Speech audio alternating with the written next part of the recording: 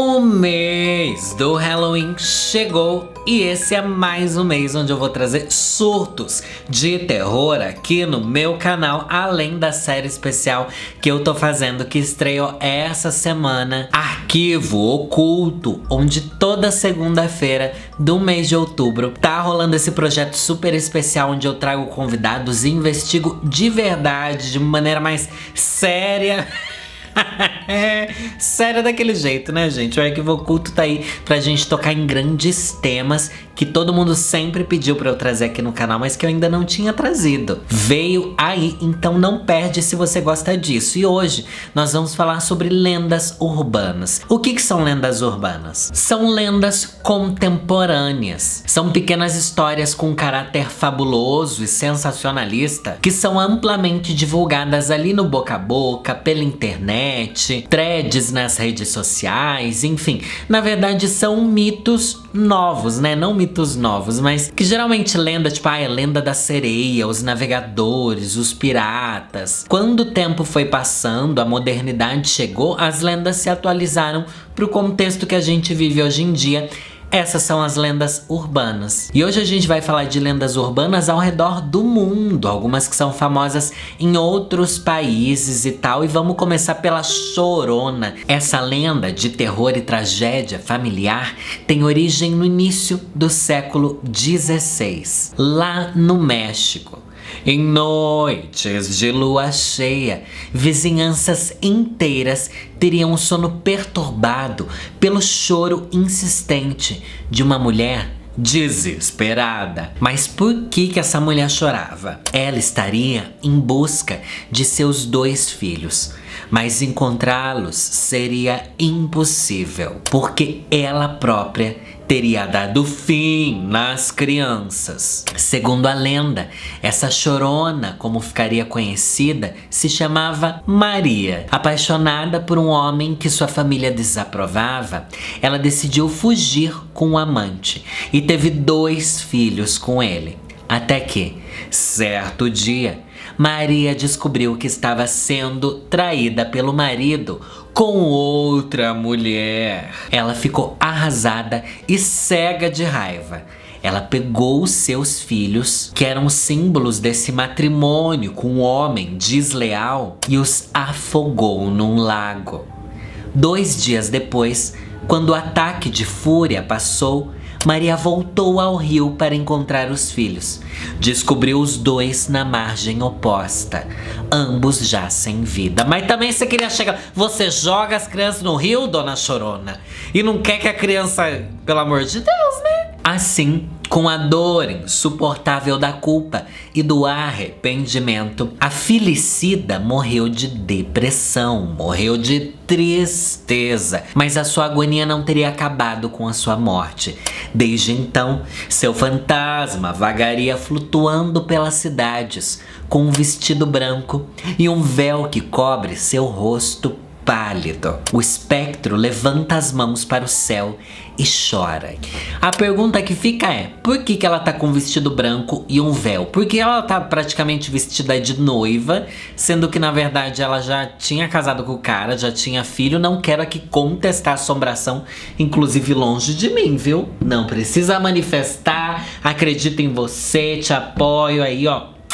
Fique bem, viu? Agora a gente sai do México e vai pra China com a lenda urbana do ônibus 375. Reza a lenda que o último ônibus da noite passou por 2 homens que acenaram ao motorista para que ele parasse. Uma vez que os homens não estavam num ponto de ônibus, o cobrador se lembrou que aquele era o último ônibus da noite e o motorista, por pena, acabou parando. Assim que os homens entram, no entanto, não são apenas 2 homens, mas sim 3, sendo que um homem de cabelo comprido estava apoiado nos outros 2. Os homens eram extraordinariamente pálidos e usavam trajes da dinastia Qing, que durou de 1644 a 1911. Os passageiros do ônibus ficaram um pouco desconfortáveis com toda a situação, mas o cobrador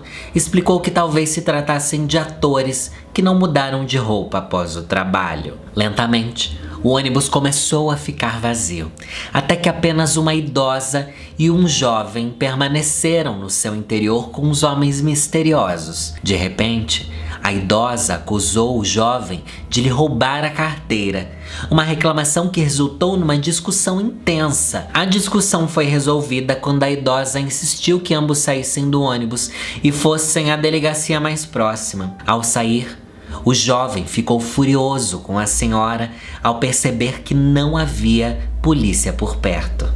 No entanto, a idosa explicou que tudo não passou de uma manobra para saírem do ônibus, pois ela percebeu algo que ele não tinha percebido. Aqueles dois homens que entraram não tinham pernas e estavam flutuando no ar. O vento que entrava pela janela levantou um pouco uma das suas vestes e a velha pôde ver que eles não tinham os pés. Essa foi a explicação que ela teria dito ao homem. Na manhã seguinte, o ônibus foi dado como desaparecido. Em algumas versões, o ônibus teria sido encontrado dias depois com 3 cadáveres: o motorista, o cobrador e um corpo não identificado, com cabelo comprido. Se você entra no último ônibus, tudo pode acontecer. Essa daqui eu já tinha ouvido antes em versões diferentes. Já ouvi essa versão de que a terceira pessoa que entrou com eles na verdade estava morta e as 2 outras pessoas estavam carregando esse corpo. Tem uma série de versões diferentes dessa. Se você já ouviu, comenta aqui que eu quero saber. Inclusive me indiquem lendas de outros lugares, lendas urbanas ou histórias de terror de outros lugares pra gente trazer aqui durante esse mês também. Agora a gente vai pra Europa com a lenda da Baba Yaga. Baba Yaga é geralmente descrita como uma velha deformada e desgrenhada, com pernas ossudas, um nariz torto e comprido, olhos frios penetrantes e dentes de ferro. Cada parte de seu corpo, incluindo olhos, orelhas, pés, mãos e boca, são grotescos e deformados. Apesar de sua aparência extremamente frágil, Baba Yaga é rápida e extremamente forte, sendo capaz de subjugar um homem adulto com suas próprias mãos. Conta-se que a Baba Yaga habita em meio à escuridão nas profundezas das florestas. O local, quase inacessível, possui uma vegetação que cresce e se desenvolve de maneira sobrenatural. Ainda é mãe de planta, gente. As copas das árvores em volta impedem a entrada dos raios de sol. Os troncos delas são repletos de fungos venenosos e os arbustos são cheios de espinhos. Mas nesse lugar sombrio reina o silêncio absoluto. Apesar disso, existe um único caminho através dessa floresta que leva até sua morada, uma cabana de madeira caindo aos pedaços. Uma cerca feita de ossos e crânios humanos circunda a cabana, cuja porta de entrada é voltada para o lado oposto ao caminho que leva até ela. Típica cabana de filme de terror. Se você tá numa floresta, você vê essa cabana, você vai entrar? Aí a gente vai, né? Pior que acho que até eu entraria. Eu fiquei meio arrepiadinha aqui agora, né? Só me lembra da Bruxa de Blair, aquela cabana no meio do nada. Uma coisa meio assim, ai, horrível. Caso alguém deseje entrar na cabana, precisa bater palmas ou chamar a atenção de sua moradora. Na realidade, Baba Yaga sempre sabe quando há visitantes no seu alpendre e ela decide se quer ou não quer receber visita. Eu nunca quero, gente, então não apareça. Caso ela decida aceitar receber alguma visita, a cabana inteira estremece e se ergue do chão da terra. Meu Deus, a cabana levanta. Imensas pernas de galinha que servem como base de sustentação para a cabana se encarregam de posicioná-la corretamente, fazendo com que a porta fique diante de quem planeja entrar.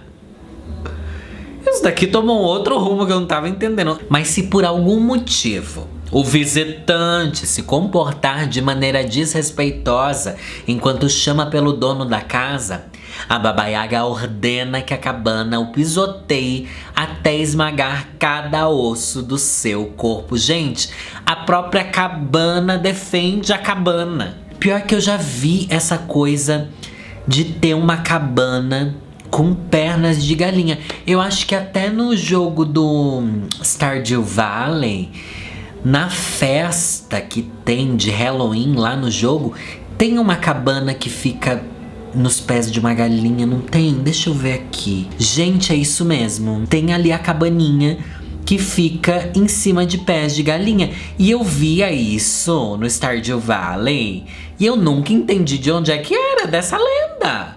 Até estralou meu copo, gente, é um sinal. Ai, eu não quero que seja um sinal. Mas eu gostei dessa Kinga. Eu achei ela babadeira, vocês não acharam? Ah, ela faz, acontece, briga com o povo que vai na casa dela, enfim. Apesar de ser essencialmente maligna, às vezes ela está disposta a ajudar aqueles que a procuram, especialmente se tiverem sofrido alguma injustiça ou perseguição. Gente, a Baba Yaga é do bem. Não raramente, ela sabe de algum problema ou aflição e tenta ajudar a pessoa com uma solução para o seu dilema, oferecendo algum talismã, amuleto ou feitiço miraculoso. No entanto, confiar demasiadamente nela pode ser fatal, pois o seu humor é tão volúvel quanto o clima e de uma hora para outra, a pessoa que ela pretende ajudar pode parar dentro do seu forno. Eu amei essa, eu não conhecia, eu queria conhecer mais dela. É uma velha louca que anda numa casa de pé de galinha, gente. Agora uma lenda bem famosa, que a gente conhece, pelo menos o nome você já deve ter ouvido falar. As Banshees. É uma lenda irlandesa. As Banshees provêm de uma família das fadas e são a forma mais obscura de fadas. Quando alguém avistava uma Banshee, sabia logo que seu fim estava próximo. Nossa, as fadas que mata! Os dias restantes de sua vida podiam ser contados pelos gritos da Banshee. Cada grito era um dia de vida e, se apenas um grito fosse ouvido naquela mesma noite, você estaria morto. Tradicionalmente, quando uma pessoa de uma aldeia irlandesa morria, uma mulher era designada para chorar no funeral. As famosas choradeiras. Podia fazer um feat, uma collab com a choradeira do México, né? Já junto uma lenda na outra, funciona. Porém, as Banshees só podiam lamentar para as 5 maiores famílias irlandesas. Essas mulheres fada apareciam sempre após a morte para chorar no funeral. Conta a lenda que quando um membro de uma dessas famílias morria longe de sua terra, o som da Banshee gemendo era o primeiro aviso da morte.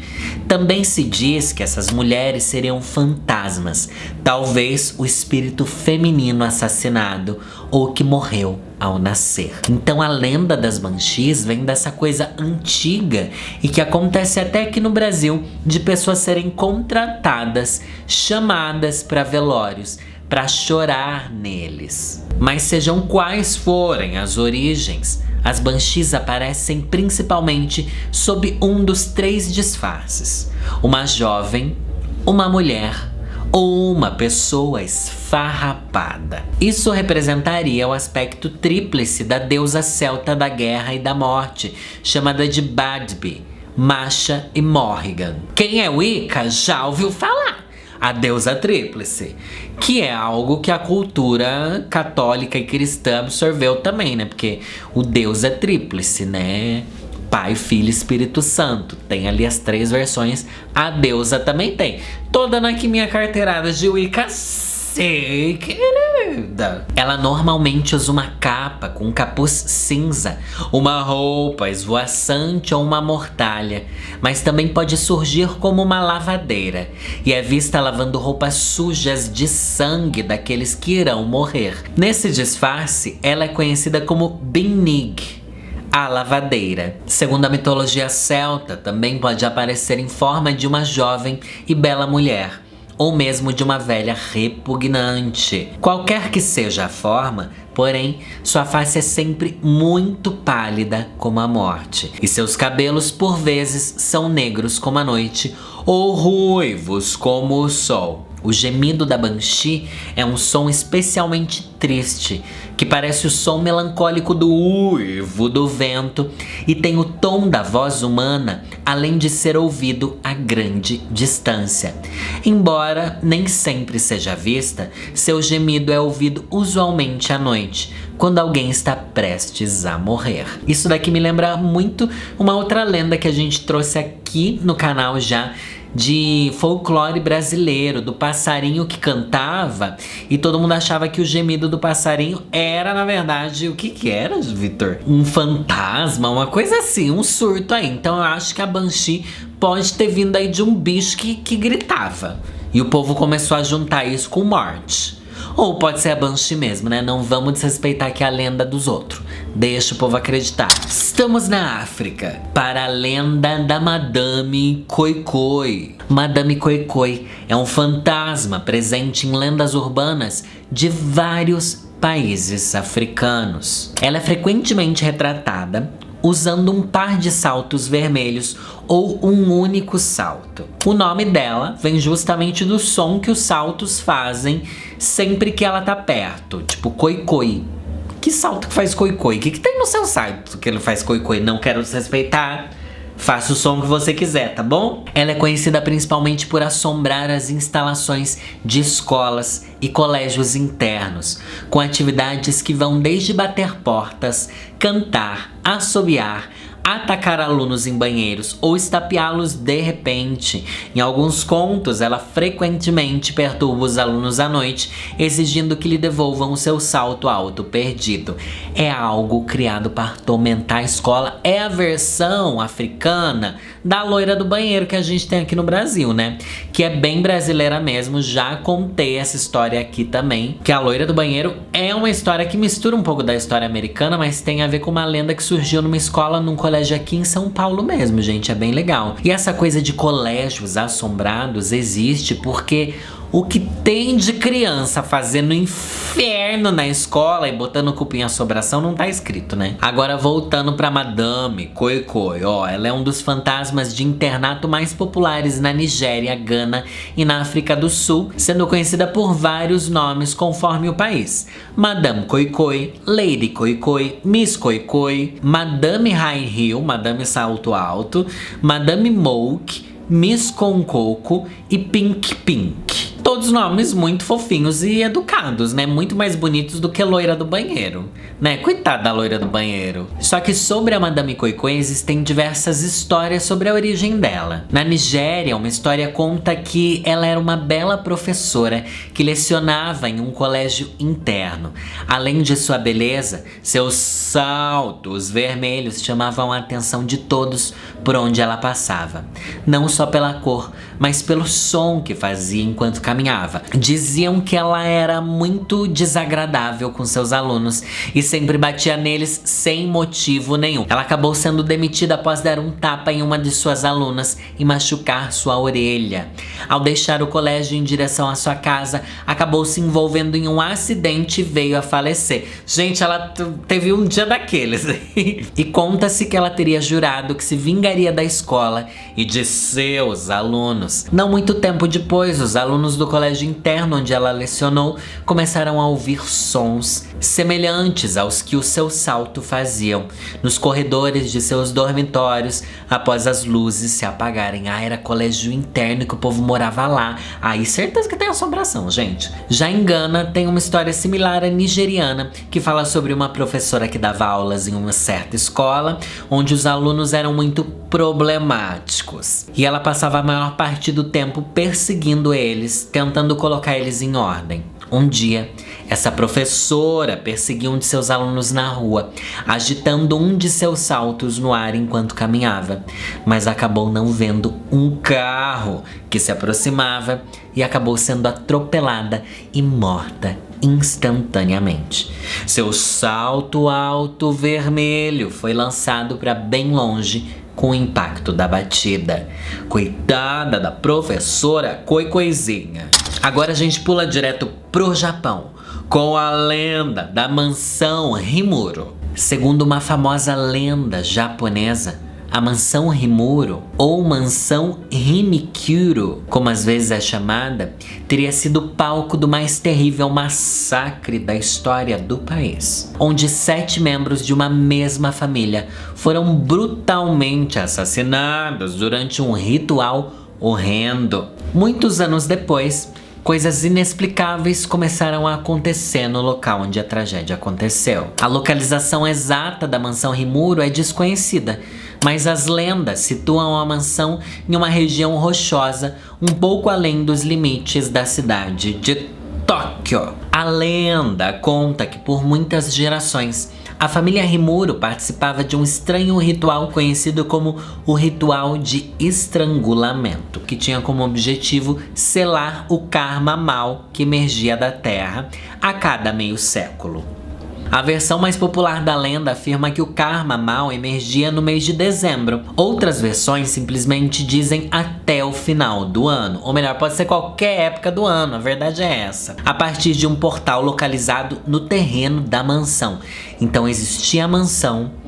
Nessa mansão tinha um portal onde coisas ruins aconteciam e eles precisavam realizar um ritual de estrangulamento para evitar que o mal saísse dali. A fim de evitar que o mal saísse, uma menina era escolhida no nascimento pelo líder da família, isolada do mundo exterior, a fim de impedi-la de desenvolver qualquer ligação com o mundo exterior e, caso isso ocorresse, arruinaria todo o ritual. No dia do ritual do estrangulamento, a menina escolhida era arrastada para fora da mansão e era presa com cordas pelos seus tornozelos, pulsos e pescoço. As cordas eram anexadas a bois e cavalos que puxavam a menina em direções diferentes. E explodindo tudo, né? Fazendo esse grande horror aí. Foi uma história horrível essa daqui. É horrível, essa daqui é pesada mesmo. As cordas utilizadas para amarrar a menina eram então embebidas no seu sangue e colocadas sobre a porta de entrada do portal. Eles acreditavam que isso iria selar o portal durante mais 50 anos, até que o ritual tivesse de ser repetido. Durante o último ritual de estrangulamento realizado pelos Rimuro, dizem que a menina escolhida para o ritual tinha se apaixonado por um homem que tentou salvá-la. Esse laço com o mundo exterior contaminou seu sangue e espírito e arruinou o ritual completamente.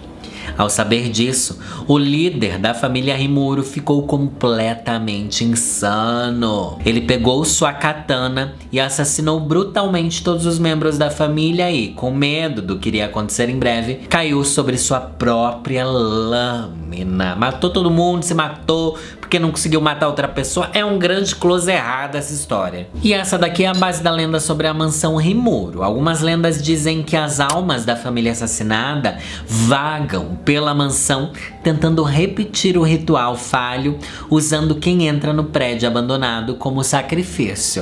O que não faria sentido, já que a menina se apaixonou por outro e não funcionou. A gente que vai entrar lá de penetra vai funcionar menos ainda, porque a gente, além de já ter se apaixonado por outras pessoas, a gente tem redes sociais que é impura, a gente tem todas as ligações externas que vocês não queriam que tivesse, a gente é toda close errada perante os termos de inscrição no ritual, não é? Respingos de sangue podem supostamente ser vistos nas paredes, como se fossem respingos da lâmina de uma espada após atravessar a carne.